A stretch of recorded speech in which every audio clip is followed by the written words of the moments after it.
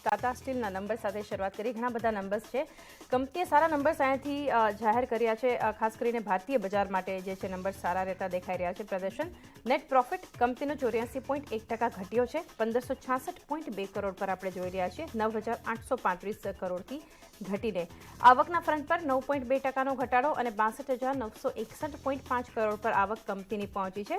આ ઉપરાંત એબિટા 52% ઘટ્યા છે. 7,219.2 કરોડ પર રહ્યા છે. 15,030 કરોડથી ઘટીને માર્જિન્સ પણ ઘટતા દેખાઈ રહ્યા છે. 21.7%થી માર્જિન્સ ઘટી 11.5% ઘટ્યા છે. અનુમાન હતું 9.8% પર પહોંચવાનું. નંબર્સમાં તમને ઘટાડો દેખાઈ રહ્યો છે, પરંતુ અનુમાન કરતાં સારા એટલા માટે છે કે વધારે ઘટાડો અપેક્ષિત બનતો દેખાઈ રહ્યો હતો, એના કરતાં ઓછો ઘટાડો આપણે જે છે નંબર્સમાં જોઈ રહ્યા છે. તો ઘણા સારા નંબર્સ અહીંયાથી ટાટા સ્ટીલના.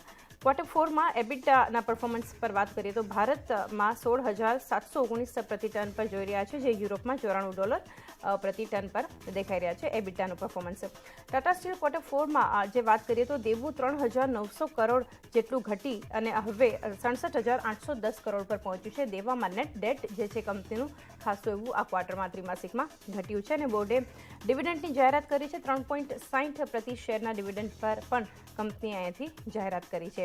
બ્રોકરેજ હાઉસીસના રિએક્શન જોઈએ. ટાટા સ્ટીલના જે પરિણામ આપણે જોઈ રહ્યા છીએ એના પર મોર્ગન સ્ટેનલી ઇક્વલ વેઇટનું રેટિંગ આપી રહ્યા છે 110 પ્રતિ શેરના લક્ષ્યાંકની સાથે, જ્યાં સ્ટેન્ડઅલોન એબિટા તેઓ મજબૂત ગણાવી રહ્યા છે અને સારા રિયલાઇઝેશન સાથે જ નીચા કેપેક્સની પણ એબિટા પર અસર છે તેઓ માની રહ્યા છે. જેપી મોર્ગનનો મત જોઈએ. ઓવરવેઇટનું તેઓએ રેટિંગ આપ્યું છે 150 પ્રતિ શેરના લક્ષ્યાંકની સાથે. તેઓ માની રહ્યા છે કે ભારતીય ઓપરેશન્સ ઘણા મજબૂત રહ્યા છે કંપનીના આ ક્વાર્ટરમાં અને કંપનીનું દેવું જે ઘટ્યું છે, નેટ ડેટ ઘટ્યું છે, એ ખાસ કરીને એક પોઝિટિવ ફેક્ટર આ ત્રિમાસિકમાં ગણી શકાય. CLSAનો મત જોઈએ તો આઉટપરફોર્મનું રેટિંગ તેઓ આપી રહ્યા છે 125 પ્રતિ શેરના લક્ષ્યાંકની સાથે. તેમનું માનવું છે Q4 રિયલાઇઝેશન અનુમાન કરતાં સારા રહ્યા છે અને નેટ દેવામાં જે ઘટાડો આવ્યો છે એ પણ એક પોઝિટિવ ફેક્ટર તેઓ પણ ગણાવી રહ્યા છે અને ભારતીય ઓપરેશન્સને કારણે પણ પરિણામ ઘણા મજબૂત રહ્યા છે, ઘણો સપોર્ટ રહ્યો છે. તો ટાટા સ્ટીલના અનુમાન કરતાં સારા પરિણામ ખાસ ફોકસમાં રહેશે.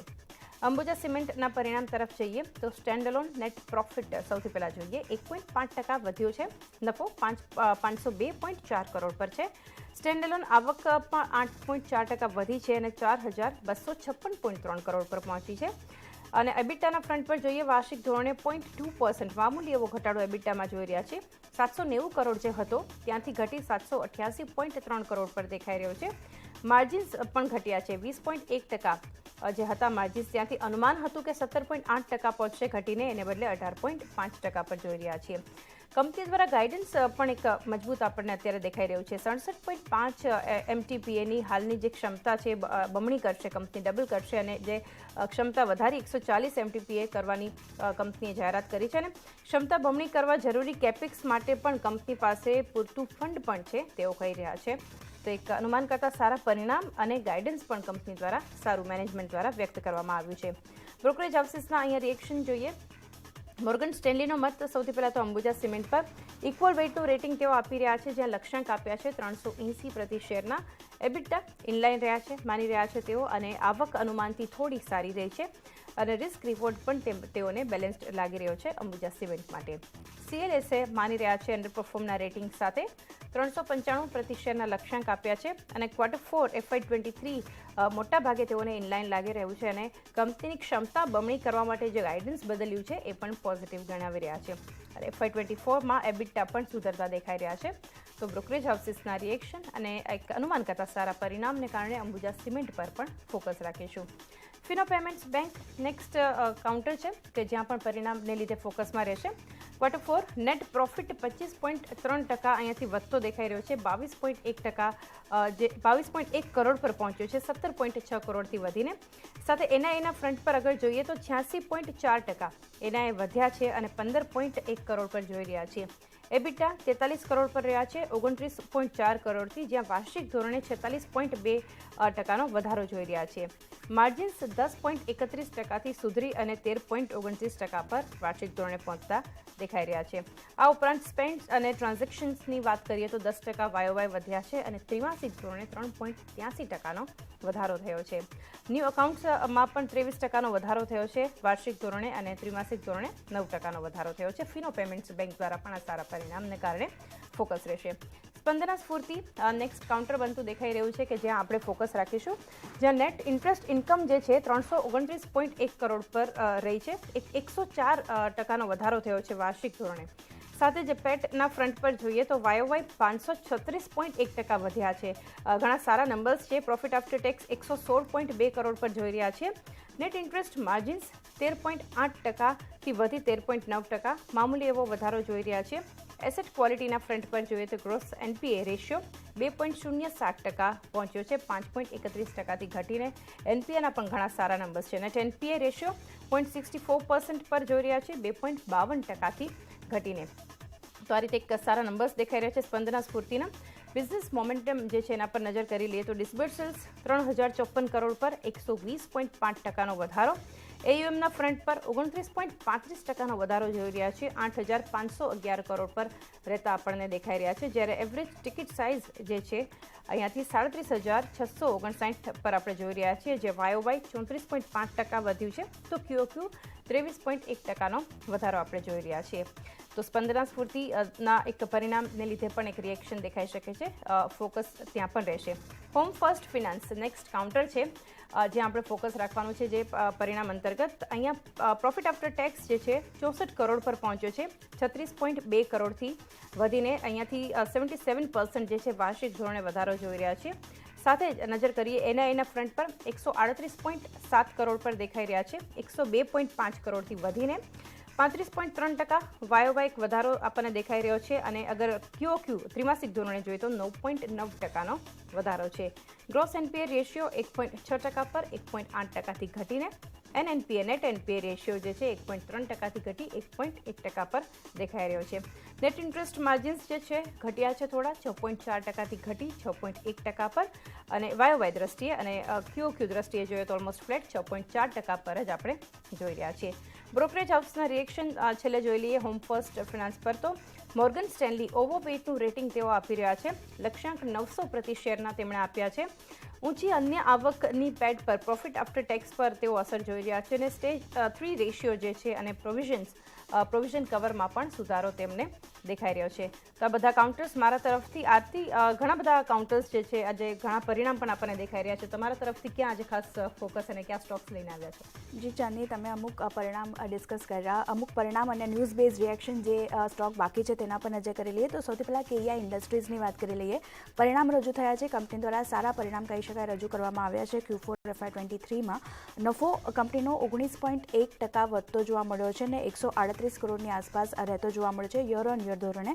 આવકની વાત કરીએ તો 9.1%નો વધારો અહીંયા પણ જોવા મળ્યો છે અને વધીને 1954 કરોડની આસપાસ કંપનીની આવક રહેતી દેખાઈ રહી છે, જે અગાઉ 1792 કરોડની આસપાસ હતી. એબિટાના ફ્રન્ટથી પણ સારા રિઝલ્ટ આવ્યા છે. 18.5%નો વધારો એબિટામાં જોવા મળ્યો છે અને 203.7 કરોડની આસપાસ કંપનીના એબિટા રહેતા જોવા મળ્યા છે. અને માર્જિનની વાત કરીએ તો ત્યાં પણ 9.6%થી સુધરીને માર્જિન કંપનીના 10.4% પર રહેતા જોવા મળ્યા છે. તો ઓવરઓલ બધા ફ્રન્ટથી સારા પરિણામ કેયા ઇન્ડસ્ટ્રીઝ તરફથી રજૂ થયા છે. સાથે જ કેબલ આવક જોઈએ તો ત્યાં પણ 8%નો વધારો જોવા મળ્યો છે અને વધીને 1756 કરોડની આસપાસ કેબલ આવક કંપનીની રહેતી જોવા મળી છે. તો કેયા ઇન્ડસ્ટ્રીઝ પર ખાસ ફોકસ રહેશે. કંપની દ્વારા સારા પરિણામ રજૂ કરવામાં આવ્યા છે. ડીસીએમ શ્રીરામ નેક્સ્ટ કાઉન્ટર રહેશે. અહીંયા પણ કંપની દ્વારા પરિણામ રજૂ કરવામાં આવ્યા છે. Q4ની વાત કરીએ તો મિશ્ર પરિણામ જે છે તે રહેતા દેખાયા છે. જ્યાં નફાની વાત કરીએ 53.5%નો વધારો જોવા મળ્યો છે અને 186.7 કરોડની આસપાસ કંપનીનો નફો રહેતો જોવા મળ્યો. પણ આવકની વાત કરીએ તો ત્યાં 1%નો ઘટાડો જોવા મળ્યો છે અને ઘટીને 2848.7 કરોડની આસપાસ રહેતી જોવા મળી છે, જે અગાઉ 2873.3 કરોડની આસપાસ આપણને યર ઓન યર ધોરણે રહેતી જોવા મળી હતી. તો આવકના ફ્રન્ટથી થોડુંક દબાણ દેખાઈ રહ્યું છે. એબિટાના પણ દબાણ જોવા મળ્યું છે. એબિટાની વાત કરીએ તો લગભગ 45.4%નો ઘટાડો અહીંયા જોવા મળ્યો છે અને ઘટીને 346.3 કરોડની આસપાસ કંપનીના એબિટા રહેતા દેખાયા છે. જ્યારે માર્જિનની વાત કરીએ ત્યાં પણ દબાણ છે. 22.1%ની સામે માર્જિન ઘટીને 12.2% પર રહેતા જોવા મળ્યા છે. તો ખાલી કંપનીનો નફો જોઈએ તો તે વધતો જોવા મળ્યો છે, પણ આવક અને એબિટા માર્જિનમાં પણ આપણને દબાણ જોવા મળ્યું છે. તો ડીસીએમ શ્રીરામ તરફથી એક મિશ્ર પરિણામ છે, તેને અસર આપણને આપણને આજે સ્ટોક પર જોવા મળી શકે છે. એસ્ટર લાઈફ સાયન્સ દ્વારા પણ Q4ના પરિણામ રજૂ થયા છે. તેની વિગત લઈએ તો કંપની જે છે તે નફામાંથી ખોટમાં આવતી આપણને દેખાઈ રહી છે. લગભગ 43.1 કરોડનો જે નફો હતો ત્યાંથી કંપનીને 5 કરોડની ખોટ થતી દેખાઈ રહી છે. તો નફામાંથી ખોટમાં કંપની આવી છે તો એક નેગેટિવ અસર જોવા મળી શકે છે. આવકની વાત કરીએ તો ત્યાં પણ 53.3% ઘટાડો જોવા મળ્યો છે અને આવક ઘટીને લગભગ 272 કરોડની સામે 127 કરોડની આસપાસ પહોંચતી જોવા મળી છે. એબિટાના ફ્રન્ટથી પણ ખરાબ પરિણામ છે. 92% એબિટા ઘટ્યા છે કંપનીના અને 5.4% પર આપણને પહોંચતા દેખાયા છે, જે અગાઉ 65.5 કરોડની આસપાસ હતા. એટલે એબિટા ઘણા મોટા ઘટાડો જે છે તે આપણને એબિટાના ફ્રન્ટથી જોવા મળ્યો છે. માર્જિન 24.1%થી ઘટીને 4.3% પર, એટલે માર્જિન પણ ઘણા ખરાબ એસ્ટર લાઈફ સાયન્સના રહેતા જોવા મળ્યા છે. તો સ્ટોકમાં આજે એક નેગેટિવ એક્શન જોવા મળી શકે છે. તો આ બધા જે સ્ટોક છે તે આપણને પરિણામ બેઝ રિએક્શન આપી શકે છે, પણ ન્યૂઝ બેઝ અમુક સ્ટોક રિએક્શન આપી શકે છે. તેમાં સૌથી પહેલાં જે એવિએશન શેર છે, સેક્ટર છે, તેના ઉપર આજે ખાસ ફોકસ રહેશે, કારણ કે જે ગો ફર્સ્ટ એરલાઇન છે તેણે NCLTમાં સ્વૈચ્છિક નાદારી માટે અરજી જે છે તે કરવા હવે જઈ રહી છે અને ગો ફર્સ્ટે આજે અને કાલે તેની જેટલી બી ફ્લાઇટ છે તે પણ રદ કરી દીધી છે. તેઓ સાથે જ જે DGCA છે તેમણે આ માટે મંજૂરી પણ આપી દીધી છે. ફ્લાઇટ્સ કેન્સલ કરવા માટે માહિતી આપી છે. તો DGCA તરફથી માહિતી આપવામાં આવી છે. તો 2 દિવસ આ કંપનીની ફ્લાઇટ જે છે તે રદ થતી જોવા મળશે. કંપનીનો કેલેન્ડર યર 2022માં જોઈએ તો માર્કેટ શેર જે છે તે 8.9% જેટલો રહેતો જોવા મળ્યો હતો અને એકાએક આ કંપની જે છે તે કામકાજ બંધ કરી રહી છે. તો તેને કારણે જે ઇન્ડિગો છે, સ્પાઇસજેટ છે, જે લિસ્ટેડ કંપનીઓ છે એવિએશનની, તેને ફાયદો થતો જોવા મળશે. સાથે જ ગો ફર્સ્ટના CEO નું નિવેદન પણ આવ્યું છે.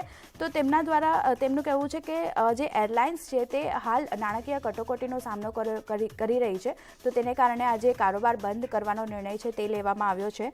ગો ફર્સ્ટનું બેન્કોનું એક્સપોઝર આપણે જોઈએ કે કઈ બેંકનું કેટલું એક્સપોઝર છે તેની વિગત લઈએ તો બેંક ઓફ બરોડાની વાત કરીએ તો 1430 કરોડનું એક્સપોઝર છે. સાથે જ SBIની વાત કરીએ તો 843 કરોડનું એક્સપોઝર અહીંયા રહેતું જોવા મળ્યું છે SBIનું. અને સેન્ટ્રલ બેંકની વાત કરી લઈએ તો 719 કરોડનું એક્સપોઝર અહીંયા સેન્ટ્રલ બેંકનું જોવા મળ્યું છે. તો આ બધી જેટલી બેંકો છે જે જ્યાંથી લોન લીધી છે ગો ફર્સ્ટે, તો ત્યાં આ બધી બેંકો પર પણ ખાસ આજે ફોકસ રહેશે. તો એવિએશન સેક્ટર અને આ બધી બેંકો પર ખાસ ફોકસ રહેશે. એવિએશન સેક્ટર આજે ન્યૂઝ આવ્યા છે તેના ઉપર જેફરીઝનો રિપોર્ટ પણ આવ્યો છે, બ્રોકરેજ રિપોર્ટ. તેની વિગત લઈએ તો જેફરીઝનું માનવું છે કે બેંકો પાસેથી કંપનીએ લગભગ 2000થી લઈને 2500 કરોડની લોન જે છે તે લીધેલી છે અને સેક્ટરને આપેલી કુલ લોનના લગભગ 0.02% જેટલી લોન જે છે તે આ કંપની દ્વારા લેવામાં આવી છે. સેન્ટ્રલ બેંકની વાત કરીએ તો 700 કરોડની લોન હોઈ શકે સેન્ટ્રલ બેંક પાસેથી અને ICICI બેંકની વાત કરીએ તો 350થી 400 કરોડની જે લોન છે તે ICICI બેંકની છે. તો આ બધા પર ફોકસ રહેશે. તો એક જેફરીઝનો રિપોર્ટ પણ આ સેક્ટર પર જાહેર થયો છે. આજે ન્યૂઝ આવ્યા છે તેના પર જાહેર થયો છે. તો આજે એવિએશન સેક્ટર ખાસ ફોકસમાં રહેશે. સાથે જ M&M ફાઇનાન્શિયલ પર પણ ન્યૂઝ બેઝ રિએક્શન આપણને જોવા મળી શકે છે, કારણ કે બિઝનેસ અપડેટ જે છે તે કંપની દ્વારા બહાર પાડવામાં આવ્યું છે, જ્યાં ડિસ્બર્સમેન્ટની વાત કરીએ તો 39% વધારો અહીંયા જોવા મળ્યો છે અને વધીને 3775 કરોડ યર ઓન યર ધોરણે ડિસ્બર્સમેન્ટ રહેતા જોવા મળ્યા છે કંપનીના. બિઝનેસ અસેટ્સની વાત કરીએ તો ત્યાં પણ વધારો જોવા મળ્યો છે, 1.4% વધારો અને વધીને લગભગ 83,900 કરોડની આસપાસ મંથ ઓન મંથ ધોરણે આપણને રહેતા જોવા મળ્યા છે બિઝનેસ અસેટ્સ. સાથે જ કલેક્શન ઇફિશિયન્સીની વાત કરીએ તો તે 90%થી વધીને 92% પર યર ઓન યર ધોરણે પહોંચતી જોવા મળી છે. જ્યારે સ્ટેજ 3 અને સ્ટેજ 2 અસેટ્સ જે છે તે રેન્જ બાઉન્ડ રહી શકે છે. તો તે રેન્જ બાઉન્ડ છે તે રહેતા જોવા મળે છે મંથ ઓન મંથ ધોરણે. તો આજે બિઝનેસ અપડેટ આવી છે, તેના કારણે M&M ફાઇનાન્શિયલ પર આજે એક ફોકસ રહેશે. છેલ્લે ઇન્ડોસ્ટાર કેપિટલ પણ આજે ફોકસમાં રહી શકે છે. અહીંયા પણ ન્યૂઝ બેઝ રિએક્શન આપણને જોવા મળી શકે છે, કારણ કે કંપની જે છે તે હવે OFS દ્વારા હિસ્સો જે છે તે